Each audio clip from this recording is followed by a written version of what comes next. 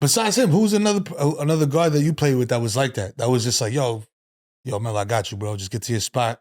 I'm gonna throw it up there. I'm gonna get you going. Andre Miller. I was about to say that. Hey, bro, which is crazy because I played with like Chauncey, you know what I mean? But older Chauncey. But we did we went to the Western Conference Finals with Chauncey. I played with 40-year-old J Kid.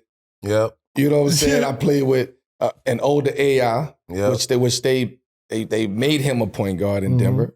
You know what I mean? Like he wanted to play the two. They made him play the point. He didn't want to do that, which is why we signed Anthony Carter that year. Yeah. So, and then I had a young Raymond Felton, which was something totally different. Right. So Dre really taught me, how to run the lane. Right. Dre taught me how to spin lob. Oh man, yeah. Like that was me and his connection. Me, him, and Marcus Camby. Like that was our connection. One step he bite, you out. And I had to learn that in practice though. Because as a rookie, you coming in and Dre he see the game something totally different, man. Crazy. So he throwing the ball, shit hitting me like, come on, man. Come on, yeah. I'm like, let me get used to the pace of this shit over here. Turnovers. He hated turnovers because he don't get no turnovers. Right. You know what I'm saying? He put the ball right on the dime. So at one point, I'm like, Dre, I'm going to just throw it up. Like, fuck it. I'm just not even going to play around. And it went from like, as soon as I spin, the ball is there. Like, it's right there. So I was rushing at first because I felt like I didn't want to fuck his passes up. But then as we started, the pace started slowing down, and that became a go-to play. Like where the scout report is like, don't let that nigga spin. Yeah. Like, he's cooked. Right. So Dre probably was the most important point guard that I played with in my career. Because he taught me things without teaching me things. Yeah. And he don't talk much. Like, the motherfucker don't say shit. Yeah. If he say something, he say something. Yeah. Like he's the type of point guard that you trust him breaking offense. Yeah, because it's a reason. It's a reason. Everything is a reason. It's a mismatch. You know what I mean? And you better not question. He's thinking about Melo. He's thinking about, okay, so-and-so. Like, he's like math and science. It's a fact. You know what I mean? Yeah. He's math and science when he out there and the shit is just calculating and he, boop, hey, go over there. Hey, hold on. No, I'm cool. I got it. Melo. You know, like he was like he like a beautiful mind. Yeah. Bro. Like, and he just sitting at the glass window and just mad problems. Just he's solving mad problems. Hey, bro, he had a beautiful mind, bro. He would break the game down to me like this is at a point early on where we didn't know how to watch film. We just watched the game and we know I got to play against this one. I got to play against him. All right, let me see if he gonna get to it tonight. Like. The game wasn't broken down, and Dre would break the game down. Yeah, Dre is a man, this is how you break. Yo, listen, you see that right there? Watch. I ain't gonna throw it this time, but I guarantee you in the third quarter it'll be open. Yep. Third quarter comes open. Like, damn. How the fuck it? Like, it's just the chemistry gets going. So I would say Dre, like, really kicked it off as far as being the most important point guard that I played with. You know, because I always, as a New York dude, you know what I'm saying, Dipset. I always think of that line, you know what I'm saying? That Cameron said, you know what I'm saying?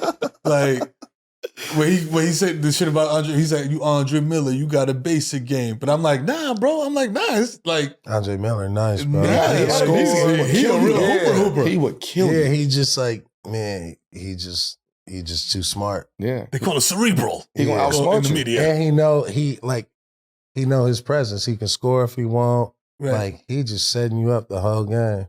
And he had the fluffy curl, bro. He had the S curl. You know what I'm saying? He was out here styling on him. You know what I'm saying? Hit you with the you know what I mean? You ain't ready for the pass. You just catch it. You know what I'm saying? But being a point guard and being one of them ones, you know what I'm saying? What's your thoughts of like the evolution of the point guard? You know what I'm saying? Like what a one is supposed to be today. You know what I mean? Because it's like you could be a point guard. And it's like, bro, you got to get 40 tonight. Yeah. You know what I'm saying? As opposed to where it used to be like, yo, fam, we need 10 assists from you. At least. Type of shit. You know what I mean? Where it's like, yo, it's more, yo, go score versus, yo, go get the team going.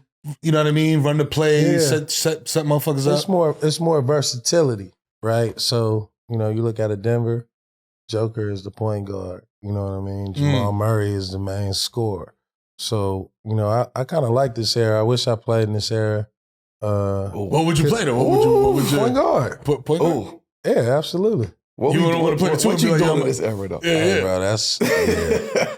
I still feel like I can get like 40. I still can get like 12 and 4. He said 16 at the Spurs game. Hey, bro. I can get 16. He said 16 at the Spurs game. Bro, I can definitely work my way up by the end of the season. Playoffs to like 12 points, 4 assists. It's just like they are like we're this cut from the same like spirit and cloth, like 1-on-1, shooting a 3, things like that. You know what I mean? And there's some players that's in the league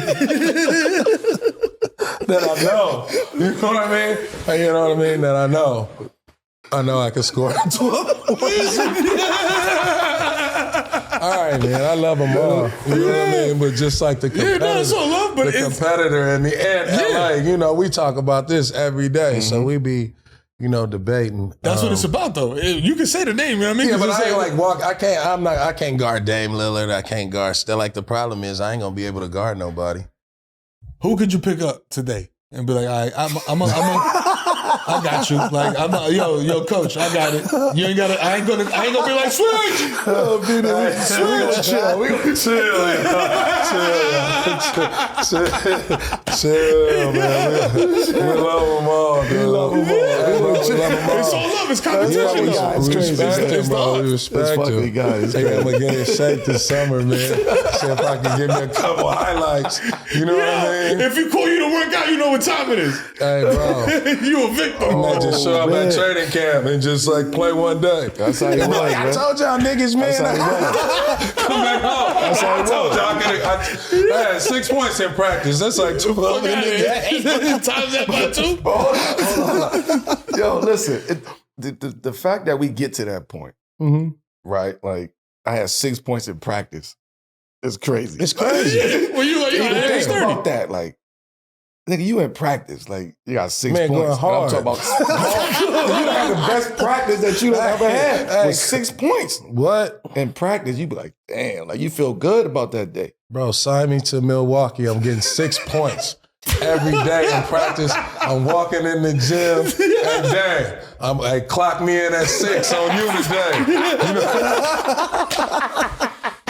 He gonna be like, man, OG came to work every day. He was cool with his 6 points in practice. He was over there on the bench. Biggest fan. That's how Knicks tape started. Yeah. With that energy. It did. So being, like I said, one of them ones, PG, can teams, this is the question that everybody's asking, can teams win with their point guard or their smallest player being the best player? Like being the franchise dude. You know, you think about dudes like Jalen, like people always talk about Jalen Brunson being 6'2", and under AI taking the Sixers to the finals. You know what I mean? I say yes. Steph, of course. I mean, Steph. CP. But he low-key mad. He big as shit. Who? Steph, they be like, yo, Steph like 6'3", 6'4". Yeah, that nigga come in the room and he like they that. always put him under the, you know, them guards. In the small guard But I category? think in this area, because like everybody versatile, and if you got the right type of versatility around that point guard, and he's your best player, you want your point guard to be one of your best players. Right. You don't want him to be your main scorer. That's the quarterback. You know what I mean? Yeah. Like if you got somebody in the league that's just a coach, you know, like KD with a dope point guard, KD with a Brunson, you know what I mean? Yeah. That's a different dynamic because it's like, damn, like what you gonna do? You know what I mean? And so I do. I mean, you look at Kyrie. I wouldn't say Kyrie is a small guard, but you look at his dynamic with Luka in the backcourt, and then you know you got versatility on the wings and center. Like your point guard can be your best player or your most skilled player, right? You just gotta be able to like put the right dynamic around that. to protect him. You know what I mean? So like if the Knicks are healthy, right, it's a different dynamic. You know what I mean? But you got to keep Jalen Brunson off the floor. Right. You know what I mean? Like he can't be getting hit and going through picks and, you know what I mean, playing extra hard defense and shit. Even though he your best player, you got to be aware that like you are best offensive. That's a threat. Right. You know what I mean? And so you need the OGs, you need Mitchell Robinsons, all them dudes, you know, to be that security blanket. So and Julius Randle, you know, like that's why you miss Julius Randle because at moments, like man, you ain't gonna be hitting my point guard. You know what I mean? Like, come through like this. Yeah, come on, bro. You ain't gonna be doing that. You know, you got Josh Hart, DiVincenzo, all them dudes play their heart out. Yeah, but no pun intended. Yeah. His heart almost came out. He's holding that shit in. No He's pun like, intended. Heart almost came out. It's bars, you know what I mean? He's a rapper, ladies and gentlemen. But why they don't make like team makeups.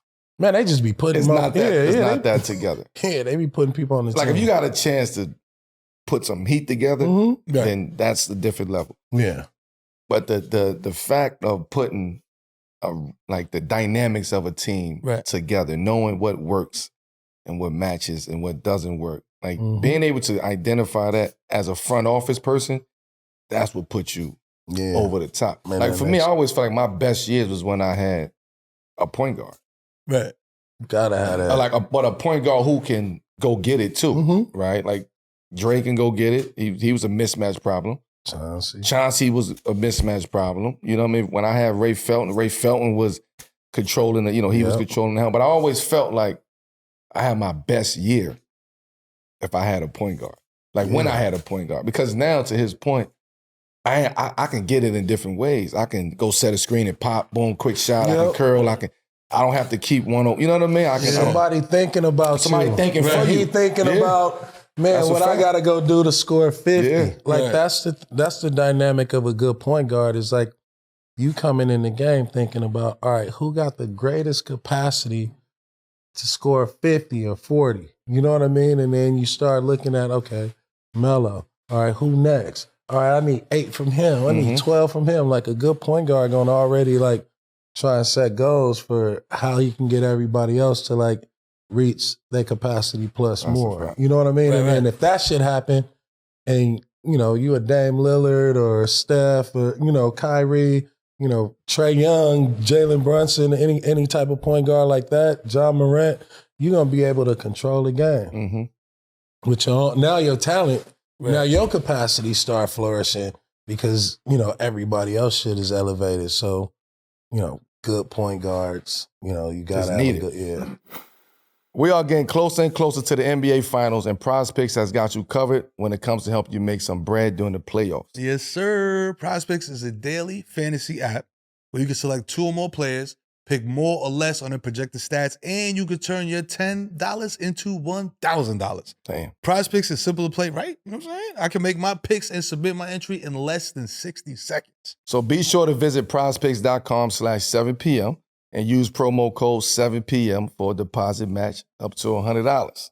In the meantime, stay locked in to 7PM in Brooklyn.